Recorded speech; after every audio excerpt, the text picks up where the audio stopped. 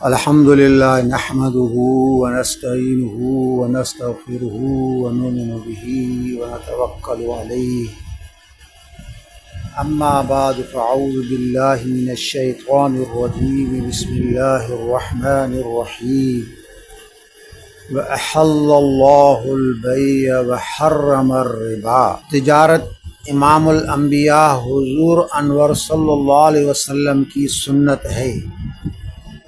بڑے بڑے صحابہ نے تجارت کی ہے۔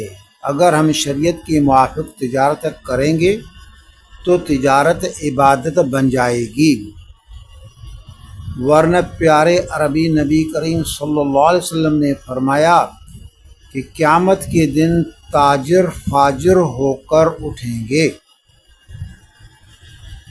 رواہ ترمذی۔ تجارت کا بیان قرآن شریف کی تقریباً 15 آیات میں آیا ہے۔ احادیث مبارکہ میں تجارت کے مسائل تو بڑی تفصیل سے مذکور ہیں۔ صرف بخاری شریف کے کتاب البیوع میں تقریباً 200 احادیث، مسلم شریف میں بھی تقریباً 200 احادیث، ترمذی شریف میں 250 احادیث تجارت متعلق آئی ہیں۔ اگر حدیث کی ہر کتاب کی تجارت والی احادیث شمار کریں تو 1000 سے بڑھ جائیں گی۔ پھر فقہ کی کتب پر نظر ڈال کر دیکھیں گے تو تجارت کے ہر مسئلے کی ہر جزی پر اختلاف و دلائل پر 1000 صفحات پر تفصیلی بحث کی گئی ہے۔ اس سے آپ اندازہ لگائیں کہ تجارت کے شرعی مسائل کی دین اسلام میں کتنی بڑی اہمیت ہے۔ افسوس صد افسوس، آج کے مسلمان تاجر دکاندار، خصوصاً دیندار نمازی تبلیغی حضرات تجارت کے مسائل سے بالکل بے خبر ہیں۔ اکثر ان کی تجارت شریعت خلاف ہے۔ ہر وہ کام کرتے ہیں جس سے ان کو نفع زیادہ ہو، جائز ہو یا ناجائز، حلال ہو یا حرام۔ نہ علم، نہ عمل، نہ طلب۔ وہ مشکوک و مخلوط پیسہ مسجد مدرسے میں بھی آتا ہے تو وہاں سے روحانیت و نور نبوت نکل جاتا ہے۔ تاجروں کو تجارت کے شرعی مسائل کو سیکھنا اور سمجھنا، پھر اس کے موافق تجارت کرنا نماز روزے کی طرف فرض عین ہے۔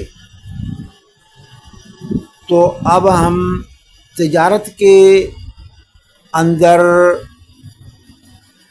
جو عربی الفاظ استعمال ہوتے ہیں، سب سے پہلے ان کی مفہوم ذکر کریں گے تاکہ آگے جو ہے تجارت کے مسائل سمجھنے میں آپ کو آسانی ہو۔ تجارت میں استعمال ہونے والے عربی الفاظ کے معنی، سب سے پہلا لفظ ہے بیع۔ بیع کی معنی بیچنا۔ دوسرا ہے شراء، معنی خریدنا۔ تو بیع شراء کی اکٹھی معنی ہوگی خرید فروخت، تجارت واپار۔ نمبر 2 جو لفظ استعمال ہوتا ہے تجارت میں، بائع معنی بیچنے والا، مشتری معنی خریدنے والا۔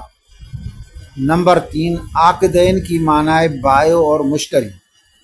نمبر 4 مکیل موزون کی معنی ہے ناپی جانے والی چیز، اور موزون معنی ہے تلنے والی چیز۔ نمبر 5 جو لفظ استعمال ہوتا ہے مبیع، مبیع معنی جو چیز بیچی جائے۔ چھٹا لفظ ہے ثمن، ثمن کی معنی ہوتی ہے جو بائع اور مشتری جس قیمت پر راضی ہو جائیں۔ نمبر 7 تصرف، تصرف کی معنی ہے پھیر پھار کرنا۔ نمبر 8 مشترک معنی ملی ہوئی نمبر 9 قدر، قدر کی معنی ہے مکیل موزون چیز۔ نمبر 10 باطل معنی حرام۔ نمبر 11 فاسد معنی خراب و ناجائز۔ نمبر 12 راس المال معنی پونجی۔ نمبر 14 فسخ معنی ختم کرنا۔ کچھ بیوع جائز ہیں کچھ ناجائز ہیں، تو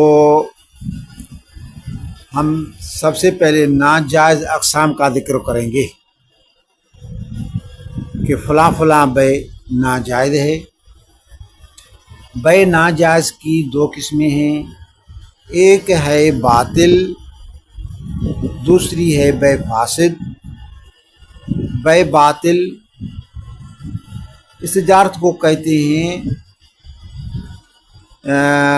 وہ غیر مشروع اصلا وصفا، وہ بیع جو اصل اور وصف کے اعتبار سے ناجائز ہو، مثلا مرے ہوئے مردار جانور کی بیع، خون کی بیع، آزاد آدمی کی بیع، مچھلی کی بیع، پانی میں پکڑنے سے قبل، مٹی چینی کے کھلونے یعنی تصاویر بچوں کے لیے لینا بھی بیع باطل ہے، وغیرہ وغیرہ۔ اب بیع باطل کا حکم بیان کرتے ہیں۔ شریعت کے اندر بیع باطل کا حکم یہ ہے کہ بائع اور مشتری پر واجب ہے کہ بیع کو فسخ کریں، کیونکہ بیع باطل شدید ناجائز سخت و حرام ہے۔ کسی بھی صورت میں مشتری مبیع کا مالک نہیں بنے گا، اس کا کھانا اور نہیں کسی دوسرے کام میں استعمال کرنا جائز ہے، اور نہیں اسی کا بیچنا جائز ہے۔ اگر بیچے گا تب بھی مشتری ثانی اس کا مالک نہیں ہوگا۔ بیع فاسد کا بیان، یہ تو تھا بیع باطل کا بیان، اب ہم بیع فاسد کا بیان کرتے ہیں۔ تو بیع فاسد کی معنی ہے عربی میں وہ مشروع اصلا و غیر مشروع وصفا، یہ بیع جو اصل کے اعتبار سے جائز وصف کے اعتبار سے ناجائز ہو۔ بیع فاسد بھی بیع باطل کی طرح ناجائز، حرام اور واجب رد ہے۔ اس بیع کے بہت سے اقسام ہیں، ان میں سے کچھ یہ ہیں: غیر مملوکہ یعنی دوسرے آدمی کی چیزیں بیچنا، پرندے کی بیع ہوا میں پکڑنے سے پہلے، جانوروں کے بالوں کی بیع ان کو پشتوں سے تراشنے سے قبل۔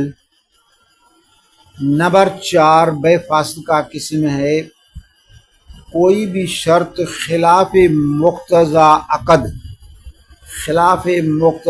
عقد شرط لگانا۔ مثلا گھر بیچا لیکن یہ شرط لگائی کہ ایک مہینے تک گھر میں رہوں گا پھر تمہارے حوالے کروں گا، یا گاڑی بیچی لیکن یہ شرط لگائی کہ اتنے دن میں گاڑی چلاؤں گا پھر تمہیں دوں گا، یا فلاں چیز تجھے بیچ کر دے دی لیکن تو مجھے اتنا قرضہ دے گا۔ قرضہ دے کر بدلے میں کوئی بھی نفع حاصل کرنا سود میں داخل ہے۔ یا یہ شرط لگائے کہ فلاں چیز تو مجھے تحفے میں دے گا، کیونکہ حدیث شریف میں ہے نہى النبی صلی اللہ علیہ وسلم بیع و شرط، آپ صلی اللہ علیہ وسلم نے بیع میں کسی بھی قسم کا شرط لگانے سے منع فرمائی ہے، یعنی جو مقتضی عقد کے خلاف ہو۔ باقی مقتضی عقد کے مطابق شرط لگانا صحیح ہے، یا جو عقد کے مناسب ہے وہ شرط لگانا بھی صحیح ہے۔ متعارف شرط ہے، آج کل وہ ہو گیا ہے، مشہور ہو گیا ہے، ہر جگہ وہ شرط اس میں ملحوظ ہوتی ہے، اس شرط کو اگر واضح کرتے ہیں تو یہ بھی جائز ہے۔ نمبر 5 بے فاسد کا قسم ہے مجول مدت تک بے کرنا بھی ناجائز و حرام ہے. مثلا گندم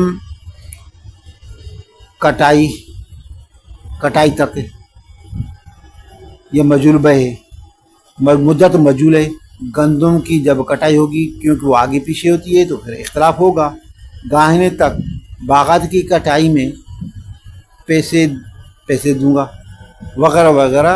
تو مدت واضح ہونا چاہیے. مدت میں جہالت ہے تو یہ بے بھی فاسد ہے. نمبر 6 بے قبل القبض بھی حرام و ناجائز ہے. مثلا ایک چیز منقول ہے، اس اعتراض ہے غیر منقول چیز ہے، زمین اور جائیداد، اس کا یہ حکم نہیں ہے. ایک چیز منقول ہے، وہ خریدی، اس چیز پر ابھی تک قبضہ کر کے مالک کو نہیں بنا، آگے وہ دوسرے کو بیچ دیتا ہے تو بے قبل القبض بھی حرام و ناجائز ہے، جس کو آج کا تاجر عموماً بے قبل القبض کرتا ہے. تھوڑی سی وضاحت کریں. قبضے کے مختلف طریقے ہوتے ہیں.